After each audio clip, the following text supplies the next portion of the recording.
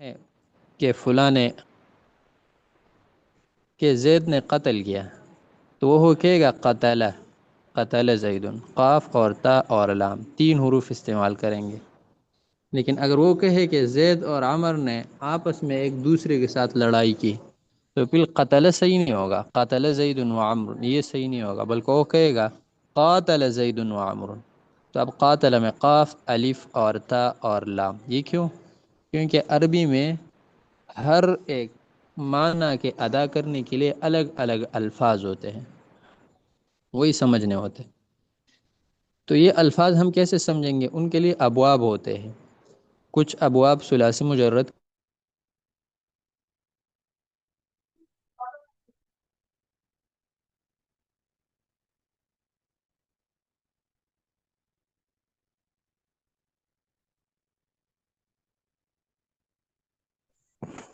علام تاکید، بانون ثقیلہ اور اسم فاعل اور اسم مفعول، یہ ہر باب سے الگ الگ ہوتا ہے۔ ثلاثی سے الگ ہوتا ہے، رباعی سے الگ ہوتا ہے، مجرد سے الگ ہوتا ہے، مزید فی سے الگ ہوتا ہے۔ تو بہرحال اب ہم سب سے پہلے ثلاثی مجرد کے ابواب سر یہ آواز کٹ کٹ کے آ رہی ہے۔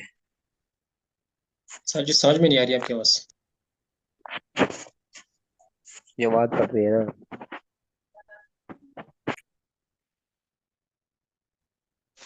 آواز آ رہی ہے؟ جی استاد جب آ رہی ہے، پہلے نہیں آ رہی تھی۔ اچھا، تمام ابواب 22 ابواب ہے، جن میں سے 6 ثلاثی مجرد کے ہیں اور 12 ثلاثی مزید فیہ کے ہیں اور 1 رباعی مجرد کے ہے اور 3 رباعی مزید فیہ کے ہیں۔ یہ سارے 22 ابواب بنتے ہیں۔ عربی میں آپ کوئی بھی فعل استعمال کریں تو وہ ان ابواب کے میں سے کسی باب کے ساتھ اس کا تعلق ہوتا ہے، اور ہر باب کے پھر الگ الگ معنی ہوتے ہیں، الگ الگ خاصیات ہوتے ہیں۔ خاصیات کے لیے تو ایک مستقل فن پڑھایا جاتا ہے جس کو خاصیات یا ابواب کہتے ہیں، لیکن ابواب کو پہچاننے کے لیے علم الصرف ہے کہ یہ صیغہ کون سے باب کے ساتھ تعلق رکھتا ہے، یہ ماضی مضارع اس کا کون سے باب کے ساتھ تعلق ہے، ثلاثی مجرد کے ساتھ ہے یا ثلاثی مزید فی کے، یا رباعی مجرد کے ساتھ ہے یا رباعی مزید فی۔ پھر اگر ثلاثی مجرد کے ساتھ ہے تو ثلاثی مجرد میں سے اس کا تعلق کون سے باب کے ساتھ ہے۔ تو یہ سب کچھ پہچاننے کے لیے علم الصرف ضروری ہے۔ جس کو علم الصرف سمجھ نہیں آتا تو پھر وہ ابواب نہیں سمجھیں گے، کوئی بھی صیغہ ان کو دے دے تو ان کا اصل نہیں سمجھے گا، جب اصل نہیں سمجھے گا تو ترجمہ صحیح نہیں کرے گا، ترجمہ وہ غلط کرے گا۔ قرآن میں کوئی لفظ آ جائے، حدیث میں کوئی لفظ آ جائے، اگرچہ وہ عربی میں ماہر ہو لیکن وہ ابواب نہیں جانتا اور خود عربی نہیں ہے تو وہ ترجمہ غلط کرے گا۔ تو بہرحال ان کو سمجھانے کے لیے سب سے پہلے ہم ثلاثی مجرد کے ابواب پہچانیں گے، باقی آگے چلیں گے ثلاثی مزید فیہ کی طرف، پھر رباعی مجرد کی طرف، پھر رباعی مزید فیہ کی طرف۔ تو سب سے پہلے ابواب ثلاثی، تو فرماتے ہیں کہ ثلاثی مجرد کے 6 قسمیں ہیں جس کو 6 ابواب کہتے ہیں، اور وہ یہ ہے، ثلاثی مجرد کے کل ابواب 6 ہیں، یعنی وہ باب جس کے ماضی میں 3 حروف ہو اور زائد حرف نہ ہو، اسی کو ثلاثی مجرد کہتے ہیں نا۔ تو جس کے ماضی میں 3 حرف اور زائد حرف نہ ہو، اس کے پھر آپس میں 6 قسمیں ہیں، وہ یہ نیچے والے ہیں: فعل یفعلو، فعل یفعلو، فعل یفعلو، فعل یفعلو، فعل یفعلو اور فعل یفعلو، یہ 6 ابواب ہیں۔ اب یہ 6 ابواب جو ہے نا، اس کے ماضی اور مضارع کا جو عین کلمہ ہے وہ بدلتا رہتا ہے، باقی صیغے اسی طرح ہیں لیکن ماضی اور مضارع کا عین کلمہ بدلتا رہتا ہے۔ اب جو سب سے پہلے والا باب ہے فعل یفعلو، جیسے نصرا ینصرو، تو اس میں ماضی کا عین کلمہ مفتوح ہے اور مضارع کا عین کلمہ مضموم ہے۔ تو اس باب کے پہچان یہی ہے کہ ماضی کا عین کلمہ مفتوح ہوتا ہے اور مضارع کا عین کلمہ مضموم ہوتا ہے، جیسے فعل یفعلو اور اس سے نصر ینصرو یہ باب آتا ہے، خلق یا خلقو باب بہت سے ابواب اس سے آتے ہیں۔ ایک باب یہ ہو گیا۔ دوسرا باب ہے فعل یفعل، یہ بھی اسی طرح ہے، لیکن اس کی ماضی میں عین کلمہ مفتوح ہے اور مضارع میں مکسور ہے، جیسے ضربا یضربو۔ ابھی دوسرا باب ہو گیا، دوسرا قسم ہو گیا۔ تیسرا قسم ہے فعل یفعل، اس میں ماضی کا عین کلمہ مکسور ہوتا ہے اور مضارع میں مفتوح ہوتا ہے، جیسے سمع یسمع۔ ابھی جو تین ابواب ہے نا، اصل ابواب یہی تین ہے، باقی تینوں انہی سے بنتے ہیں، اس لیے ان تین ابواب کو ام الابواب بھی کہتے ہیں، یہ سارے ابواب کی ماں ہے، اور اس کی اصول الابواب بھی اس کو کہتے ہیں۔ یہ تمام ابواب کی اصول ہے۔ دنیا میں جتنے ابواب ہے، صرف میں جتنے ابواب ہے، وہ سب کے سب ان تینوں سے بنتے ہیں۔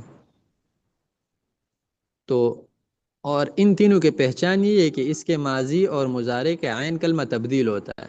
ماضی میں مفتوح ہے تو مضارع میں مضموم ہے، ماضی میں مفتوح ہے تو مضارع میں مکسور ہے، ماضی میں مکسور ہے تو مضارع میں مفتوح ہے۔ اب اس کے علاوہ جو باقی تین ابواب ہیں، نمبر 4 اور 5 اور 6، تو ان میں ماضی اور مضارع میں ایک ہی حرکت ہوتا ہے۔ جیسے نمبر 4 ہے فعل یفعل، ماضی بھی مفتوح العین ہے اور مضارع بھی مفتوح العین ہے، ان عین کلمہ پر فتح ہے، ماضی میں بھی مضارع میں بھی، جیسے فتح یفتح۔ نمبر 5 فعل یفعل، اس کے ماضی اور مضارع دونوں میں عین کلمہ مضموم ہے، جیسے کرما یکرم، ماضی میں بھی عین کلمہ مضموم اور مضارع میں بھی، تو ماضی اور مضارع دونوں مفتوح مضموم العین ہے۔ اور نمبر 6 ہے فاعل یفعل، ماضی اور مضارع دونوں مکسور العین، جیسے حسبہ یحسب، ماضی میں بھی عین کلمہ میں پر کسرہ ہے اور مضارع میں بھی عین کلمہ پر کسرہ ہے۔ تو یہ 6 ابواب ثلاثی مجرد کے، یعنی جس کے ماضی کے پہلے صیغے میں 3 حروف ہوتے اور زائد نہیں ہوتے، وہ یہ 6 ابواب۔ دنیا میں جہاں بھی ثلاثی مجرد سے کوئی بھی صیغہ آتا ہے تو ان 6 ابواب میں سے کسی باب کے ساتھ ضرور تعلق رکھتا ہو۔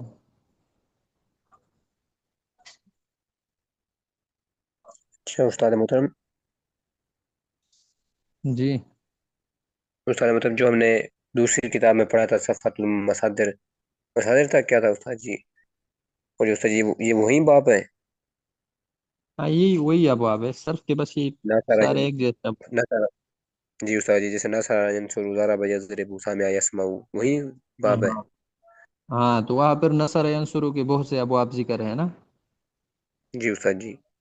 ضرب یضرب کی طرح بھی بہت سے ابواب ذکر ہے، تو یہ یہی وہی ابواب ہے۔ اچھا وہی، میں نے کہا یہ کوئی نئے ہیں۔ نہیں، بس وہی ہے۔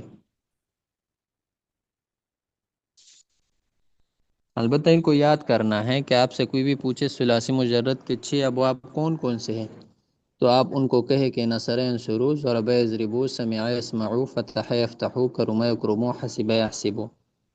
پھر وہ آپ سے پوچھے نصر ینصرو کہ کیا علامت ہے، تو آپ کہیں گے کہ اس کے ماضی مفتوح العین ہوتا ہے، مضارع مضموم العین ہوتا ہے۔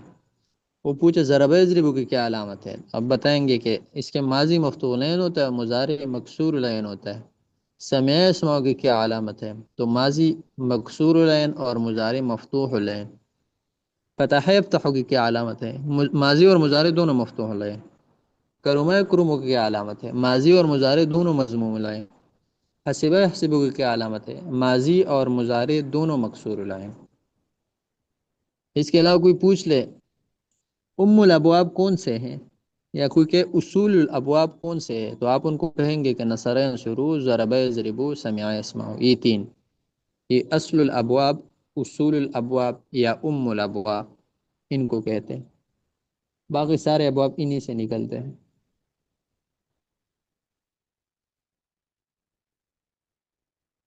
استاد جی کیسے کہیں گے فتح العین؟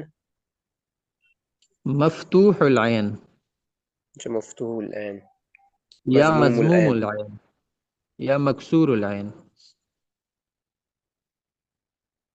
جس حرف پر ضمہ آ جائے تو اس کو مضموم کہتے ہیں نا، اور جب جی عین استاد جی۔ کلمے پر ضمہ آ جائے تو پھر اس کو مضموم العین کہتے ہیں۔ جس حرف پر کسر آ جائے اس کو مکسور کہتے ہیں، لیکن جب عین کلمے پر کسر آ جائے اس کو مکسور العین کہتے ہیں۔ اس حرف پر فتح آ جائے اس کو مفتوح کہتے ہیں، جب عین کلمے پر فتح آ جائے تو اس کو مفتوح العین کہتے ہیں۔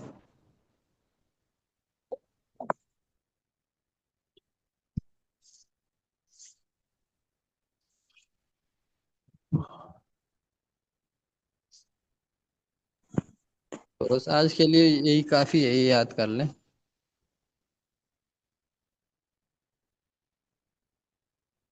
جی استاد جی۔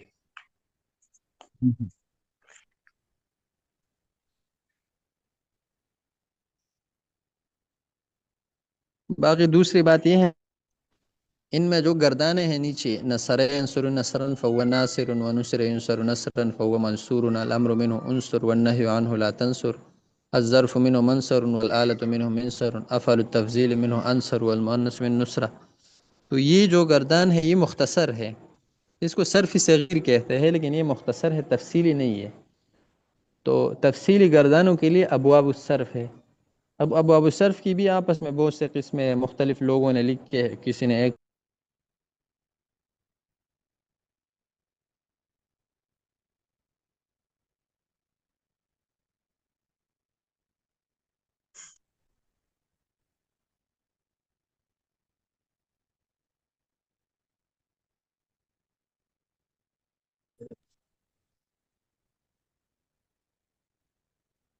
اچھا، تو یہ جو ابواب الصرف میں نے سینڈ کیا ہے نا گروپ میں، کچھوں کا ڈاؤن لوڈ نہیں ہو رہا وہاں، کچھ پتہ نہیں کیا کرنا پڑتا ہے،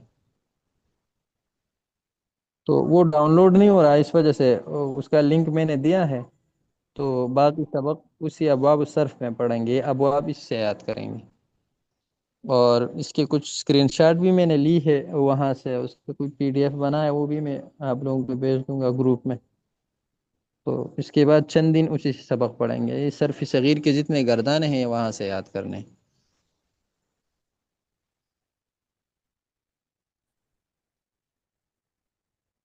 اگر وہ کتاب کوئی ڈاؤن لوڈ کر سکتے ہیں تو صحیح، ڈاؤن لوڈ کر کے پی ڈی ایف میں پھر شیئر کر جی دے حضرت میں ساتھیوں کے ساتھ۔ جی میں کر دیتا ہوں۔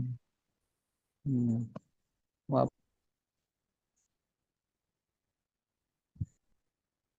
ہاں، چلو ٹھیک ہے، بس اس کو آپس میں تکرار اگر کرنا ہے تو کر لے، باقی انشاءاللہ کل دیکھیں گے۔ جی استاد جی، جزاک اللہ خیر۔